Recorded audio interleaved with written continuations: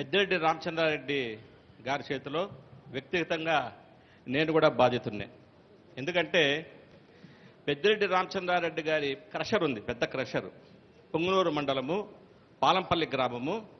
ఆయన క్రషర్ పక్కనే నాకు ఇస్కాన్ వైట్ అని ఇంటర్నేషనల్ మార్కెట్లో మదనపల్లి వైట్ అని 10 ఎకరాల గ్రానైట్ ఉంది.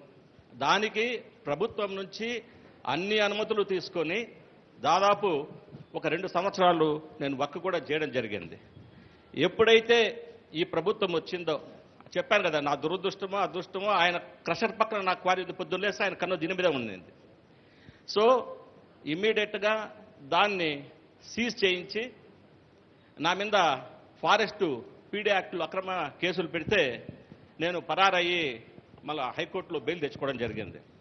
దాని మీద ఏదైతే అక్రమంగా సీజ్ చేశారో దాని మీద WP 9935 ఆఫ్ 2019 నేను రిట్ ఫైల్ చేస్తే హైకోర్టు నాకు permanent injunction, these people should not enter into the mine operations, not object mine operations అని నా దగ్గర ఆర్డర్స్ కూడా ఉన్నాయి సార్. అన్ని చేస్తే నేను సరే మళ్ళా వర్క్ చేశాను.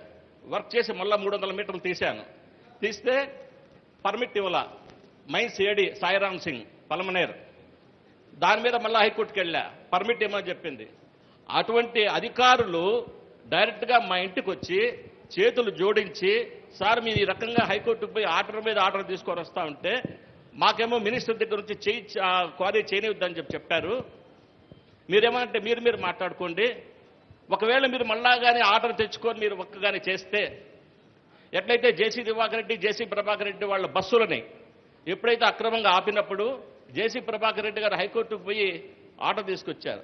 ఆర్డర్ తీసుకొచ్చి బస్సులన్నీ కంటిన్యూస్గా ఇట్లా పక్కన పెట్టి అవిటి పూజ చేసి స్టార్ట్ చేయబోతా ఉంటే ట్రాన్స్పోర్ట్ డీసీ వచ్చి, సార్ మీరు స్టార్ట్ చేయదండి మళ్ళా కేసులు పెట్టమంటారంటే ఇంకా ఆయన కొంచెం మొండి ఎక్కువ, ఏదో నాకు హైకోర్టు ఆర్డర్ ఉంది ఎవడు ఆపుతాడని చూద్దామని చెప్పేటప్పటికీ ఇదే ట్రాన్స్పోర్ట్ డిపార్ట్మెంట్ వాళ్ళు ఆ బస్సులో ఎక్కి బురద ఇసుక అంతా బస్సులంతా చల్లి ఈ బస్సులు క్లియర్గా లేవు కాబట్టి ప్రజల ఆరోగ్యానికి హానికరమైన మళ్ళా సీజ్ చేసినారు.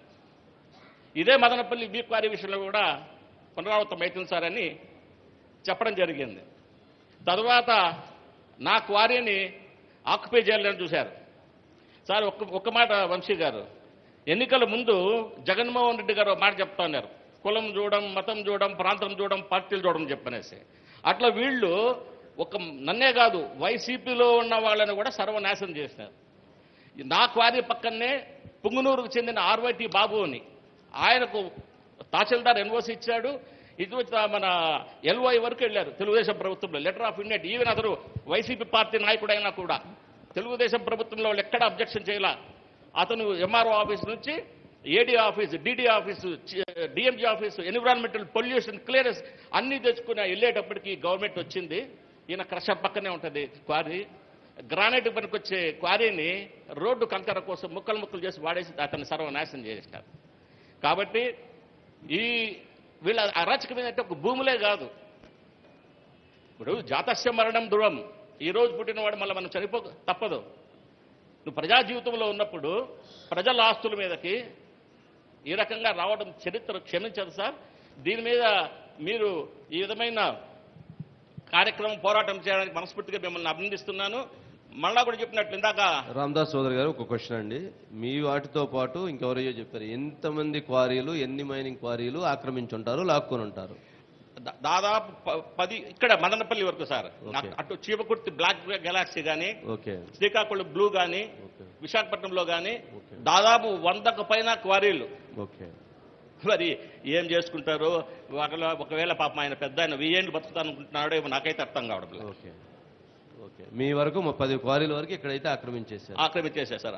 కాకపోతే నేనేందంటే నా క్వారీ ఆయనకి ఇవ్వకుండా సరే సుమారుగా ఆక్రమించినటువంటి క్వారీలు 5 సంవత్సరాలు తవ్వినటువంటి దాని విలువ ఎంత ఉండొచ్చు సార్? ఇప్పుడు ఆయన చేసిండే వర్కుల్లో ఇసుకకు డబ్బులు లేవు, కంకరకు డబ్బులు లేవు, దేనికి పర్మిట్ లేవు. ఇదో చూడండి సార్, ప్రత్యక్ష సాక్ష్యం ఇవన్నీ. ఇది ఆయన క్రషర్ పక్కన ఇసుక దిబ్బలు, కంకర ఇది ప్రభుత్వం వచ్చిన తర్వాత 4వ రోజు ఈ ఆర్విటి బాబు వీళ్ళంతా కలెక్టర్ దృష్టికి తీసుకుపోతే వచ్చి అక్రమంగా నిల్వొచ్చునని సీజ్ చేశారు. ఓకే, రామదాస్ చౌదరి గారు, మీ ప్రభుత్వం వచ్చి 50 రోజులు అయింది. మరి మీరు ఏం చేశారు, ఏం పోరాడారు, ఏం చేయబోతున్నారు, ఏం చేయాలనుకుంటున్నారు? సార్, దీని మీద నేను మా నాయకుడు ఉప ముఖ్యమంత్రి పవన్ కళ్యాణ్ గారి దృష్టికి ఆల్రెడీ తీసుకెళ్ళడం జరిగింది. ఇప్పుడు కాదు సార్, పవన్ కళ్యాణ్ గారు తిరుపతికి వచ్చినప్పుడే నాదెండ్ల మనోహర్ గారు పవన్ కళ్యాణ్ గారి దృష్టికి నేను తీసుకెళ్లాను, ఇవన్నీ విత్ డాక్యుమెంటరీ ఎవిడెన్స్. అట్లాగే మొన్న గవర్నమెంట్ కూడా పెట్టాం. ఆల్రెడీ ఒకటేంటంటే ఆ 9935 2019 పెండింగ్ డిస్పోజల్ కాబట్టి నేను అది డిస్పోజ్ అవ్విన వెంటనే సార్ మీకు ఇంకో విషయం చెప్తాను సార్. ఎప్పుడైతే ఎద్దు ఈనింది అంటే ఘాట్లో గట్టేయమన్నట్లు ఐఏఎస్ అధికారులు ఐపీఎస్ అధికారులు ప్రవర్తించారో, నా క్వారీని అన్ని అనుమతులు ఉన్నా కూడా వచ్చి సీజ్ చేశారు. ఐఎఫ్ఎస్ ఇండియన్ ఫారెస్ట్ సర్వీసెస్ ఆయన భార్య మదనపల్లి సబ్ కలెక్టర్ చేకూరి కీర్తి వాళ్ళు సీజ్ చేసిన ఆఫీసరు మొన్న విజయవాడలో నన్ను కలిసి వేరే వాళ్ళ ద్వారా మధ్యవర్తిదారు కలిసి కళ్ళల్లో నీళ్లు పెట్టుకుంటాడు. తప్పైపోయింది అంటాడు. చెప్పినా సార్ నేను బీకామ్ చదివాను, వానాకాలం చదువులు, నాకు కాస్టింగ్లోను అడ్వాన్స్లో 35 మార్కులతో నేను పాస్ అయ్యాను. నువ్వు గ్రేట్ ఐఎఫ్ఎస్, నువ్వు నా ముందర ఈ రకంగా చాగిలపడాల్సిన అవసరం ఏమొచ్చింది? ఈరోజు పెద్దిరెడ్డి కాపాడతాడా, మిథున్ రెడ్డి కాపాడతాడా, ఎవరు కాపాడతారని చెప్పి చెప్పడం జరిగింది.